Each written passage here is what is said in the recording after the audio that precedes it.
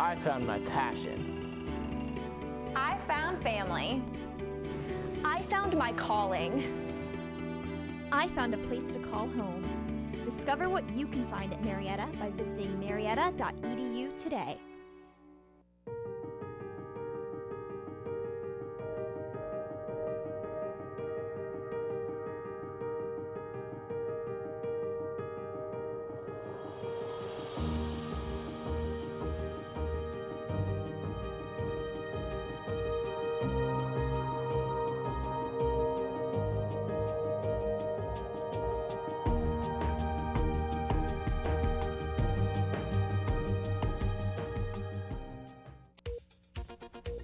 Coming up today on NewsCenter 15, riots spoiled the president's trip to India. And a wrestler's plea about misconduct years later. We'll have these stories and more. NewsCenter 15 starts right now.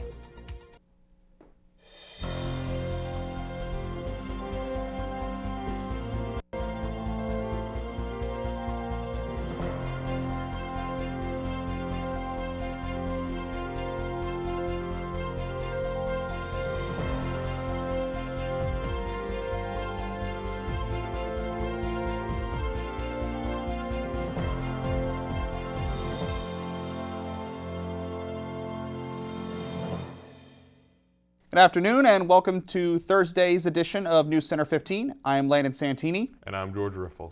Topping our news this afternoon. India's hardline Hindu nationalists watched anti-government protests centered in Muslim communities for months in anger that finally boiled over in the worst communal rioting in New Delhi in decades, leaving 32 people dead and the Indian capital shell-shocked.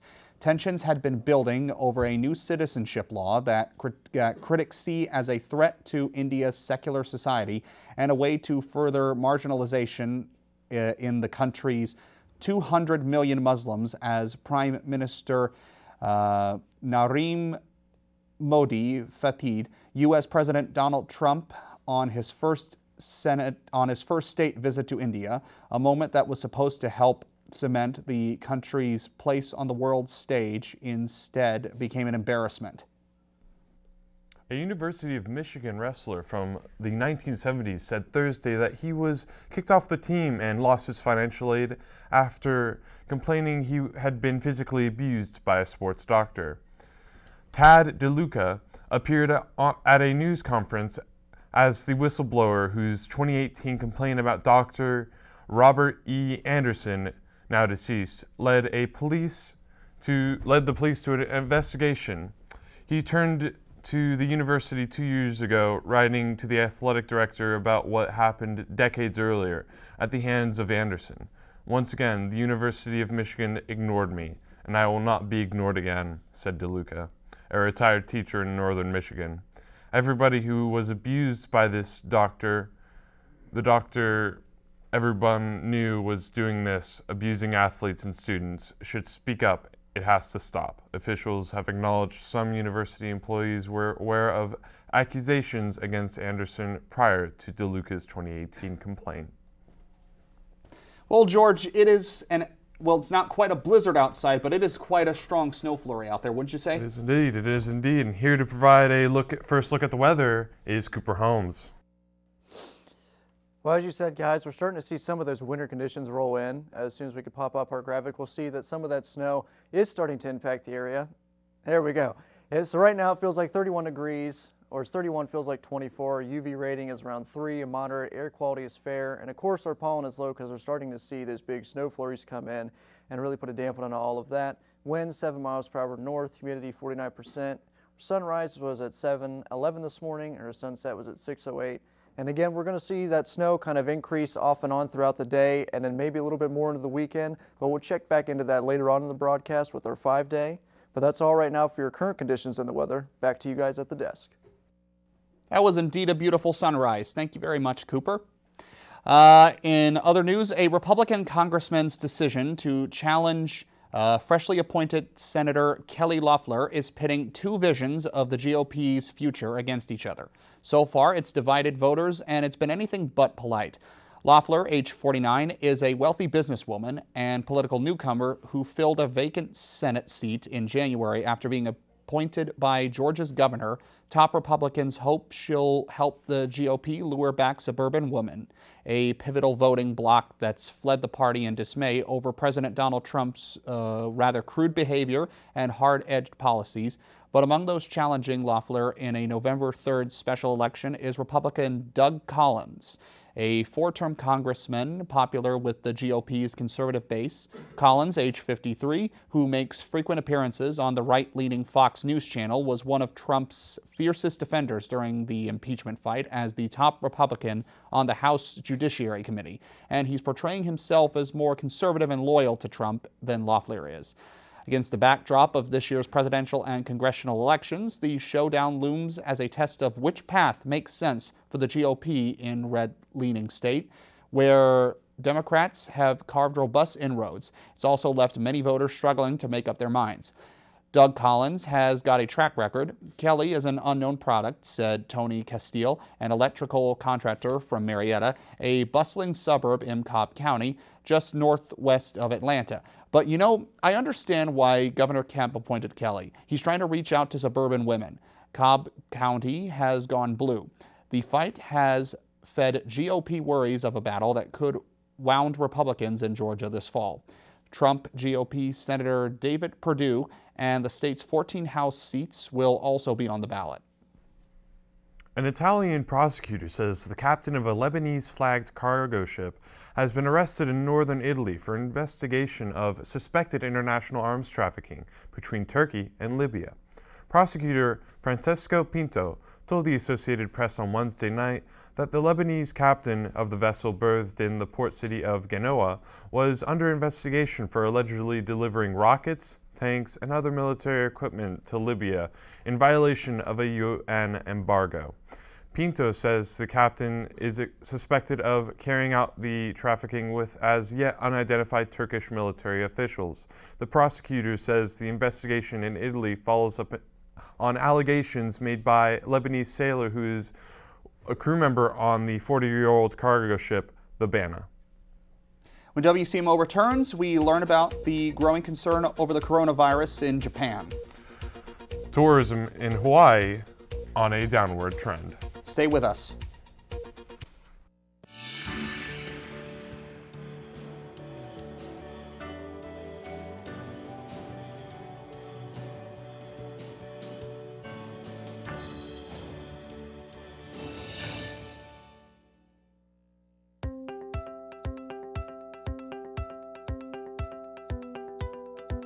I never chew tobacco. I don't drink much. Never smoked a cigarette in my life. HPV. Isn't that about cervical cancer? What does that have to do with oral cancer?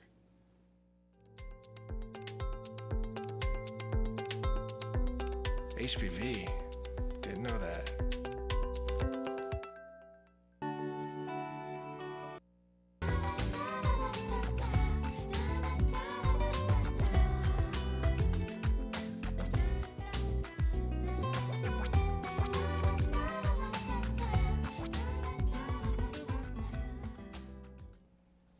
Welcome back.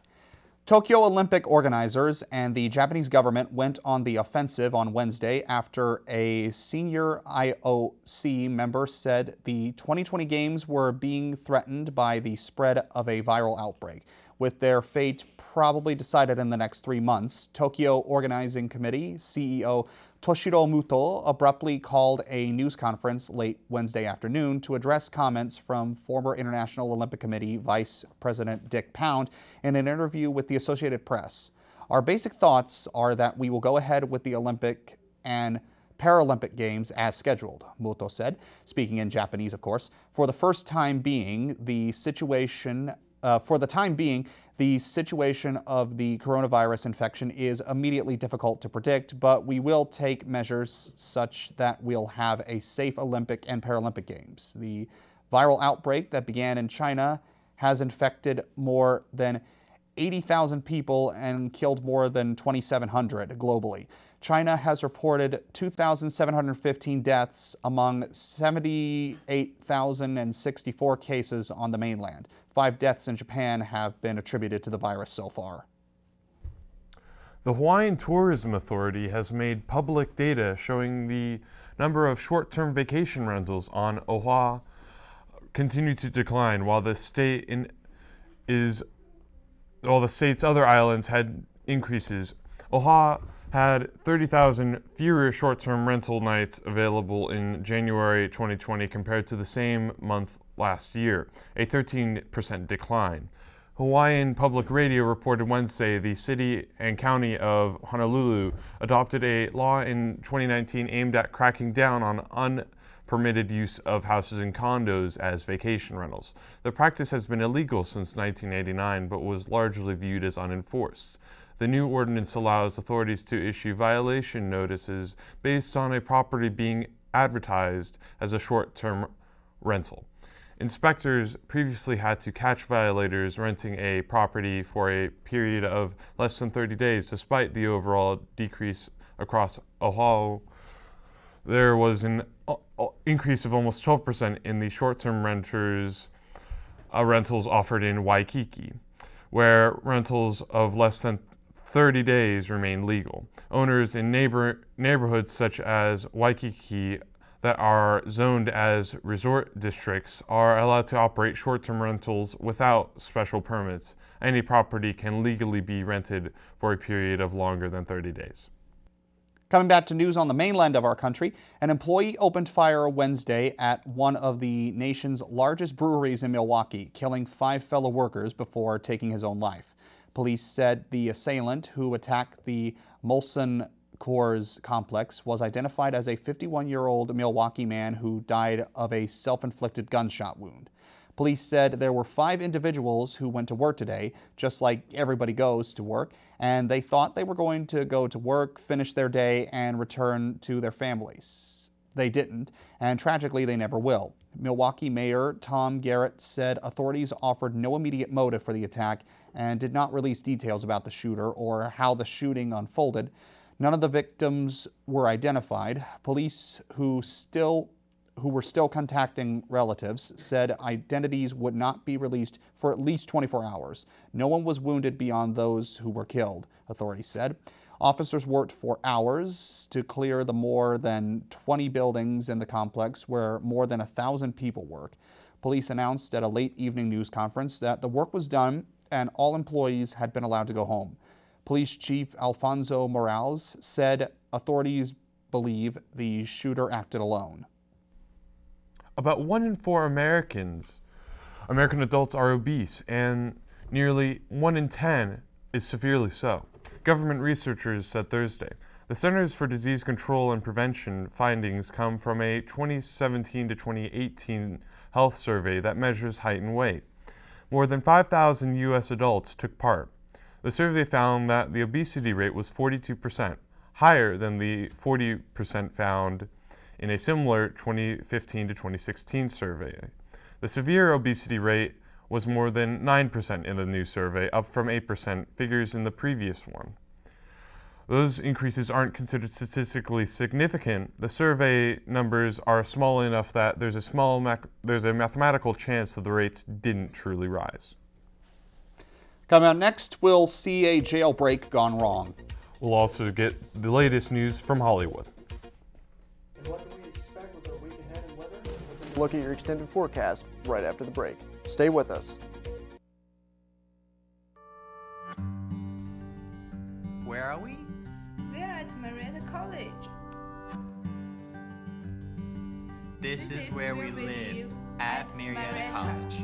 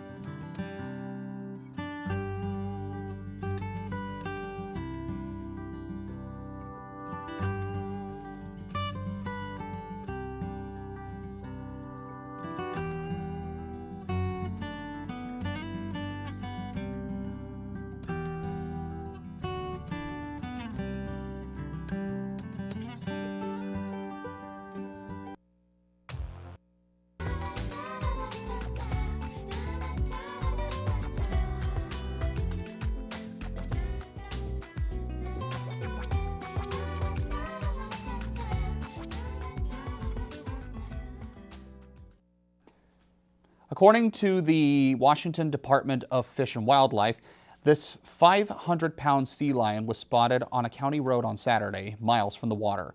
Because of its massive size, they had to wait until the next day to transport it. In the meantime, the sea lion kept venturing further inland, even getting on someone's driveway.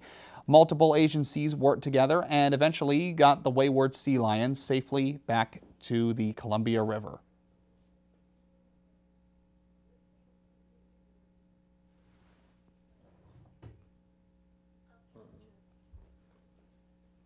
An Ohio woman, Jessica Bloomershine, failed a jail escape attempt when she fell from the ceiling after climbing a kiosk. Seconds before the ceiling in the Miamisburg jail waiting room completely gave way, the first corrections officer appeared and Bloomshire dropped down. More officers run over to grab her legs and she lost her grip, landing partially on a trash can to avoid slamming her head on the tile floor. Now, Bloomershine is facing new charges for escape and destruction of property on top of her kidnapping, felonious assault, aggravated burglary, aggravated robbery, and grand theft charges. Well, reality shows about relationships aren't just for old whippersnappers. ABC is now casting senior citizens who are ready for romance. It's from the producers of The Bachelor. The casting call says they are looking for men and women in their golden years. Applicants have to be legal U.S. citizens, active, outgoing, and single. More information will be posted on the network's website. Speaking of television, in entertainment, a familiar face and voice is returning to Vegas. Here to fill us in with the latest news from Hollywood. Thank you guys from the desk. Kelly Clarkson is headed back to the Billboard Music Awards. The Grammy-winning singer is set to host the BBMAs for the third straight year.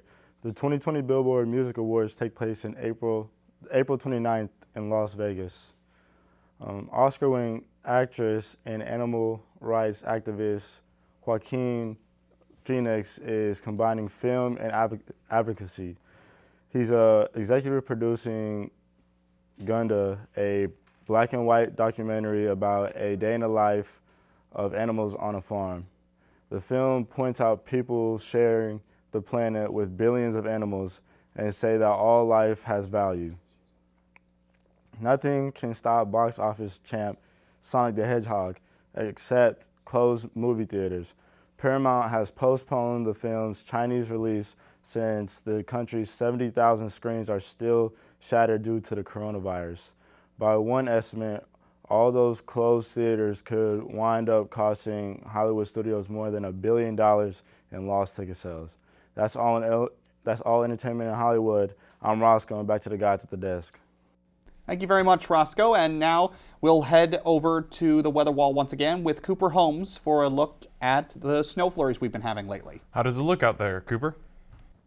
Well, as you guys mentioned, we are seeing a lot of that snow impact our area. As you can tell, we're having it move through the north, coming around down in our Columbus area, and it looks like it's going to settle there for a few hours, if not off and on the rest of the day. Here's a better look at it. As you can see, we have some of it impacting Pittsburgh, Wheeling, Parkersburg, Charleston, and of course our area of Marietta. Here's another closer look at it. And once again, a lot of that is moving from the north over to our area, and it's likely going to stay around for at least the better part of today and then possibly throughout the weekend, but we'll get a better look at that right now. So, keying up our 5-day forecast, we'll have our weather coming up for Friday. Right now it's going to be 37 degrees, 19 is our low, and it's going to be partly cloudy out, so we might not see some of that snow effect right into Friday. Saturday, a high of 46, a low of 24, some sunny conditions, so that snow that might be around for today and a little bit of Friday is going to eventually start melting off by the weekend, especially on Sunday with our high of 52, our low of 33, and our partly sunny conditions. So we are going to get a warmer weekend, which will be a nice change from today's snowy situation. Monday, a high of 44, low of 41, some scattered showers. So we're getting a little warmer weather, maybe not see some snow, but rain's definitely going to affect. Tuesday, a high of 51, a low of 32, mostly cloudy conditions. Again, we're starting to see more of those warmer weather conditions start to move through, which is definitely a nice change from what we have going on currently. And throughout the week, we'll keep monitoring and see what's going to happen. As you can tell, we're going to start warming up progressively throughout the week, maybe a few lower temperature dips here and there, but hopefully spring will be around the corner very, very soon. We'll be able to have more of those nice warm conditions. Well, that's all for your 5-day forecast. Back to you guys over at the desk. 2 weekend warm-ups in a row. That's nice. Thank you so much for the scoop, Coop. When we come back, Austin will join us with an update in the wide world of sports. See you in a few.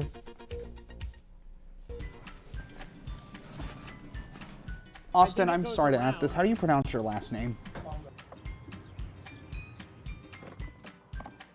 Come on, buddy. I'm here for you. Oh, it's gonna be great. Look, look. Why is it so hard? Let's go. We gotta get you in practice. I read it. Look, and it's set.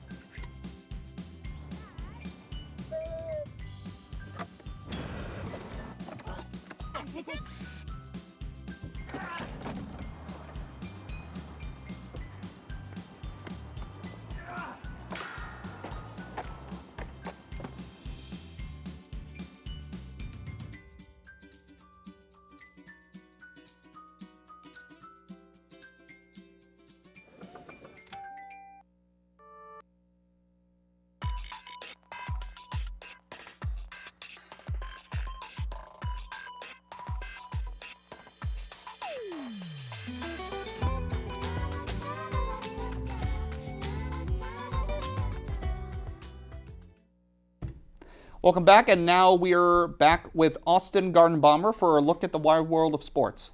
Seems like we've got a lot going on locally, from basketball to esports. What's going on in the Marietta sports? Yes, a very busy week for the Marietta College Pioneers. We're in the transition from winter to spring sports. Our first story comes from winter sports. Our Marietta College Pioneers have opened up OAC tournament play. The quarterfinals were played Tuesday night at the Banjo, with both the men and women winning against Capital and Wilmington. Tonight, the men will be in the Banjo at 7 o'clock to play John Carroll, and the women will be on the road traveling to play Baldwin Wallace, with the tip-off scheduled for 7 o'clock. In other news, the Marietta women's lacrosse is seeing a busy week as well, hosting 3 home games. Monday with a win against Bethany, and last night against Washington Jefferson, a tough loss. But they will be back at home Friday night at Hiram College on the blue turf at 7 o'clock. Men's lacrosse, also a busy week. Saturday they played Earlham, set a school record with 22 goals, and then last night broke the school record with 25 goals in a win against Washington and Jefferson. And they will be back at Don Drum at 1 p.m. this Sunday, March 1st. Another team opening up their season this weekend will be the Marietta baseball team. They'll be opening on the road in Baltimore, Maryland. The Pioneers will open against Johns Hopkins University, and the first pitch is scheduled for 3 p.m.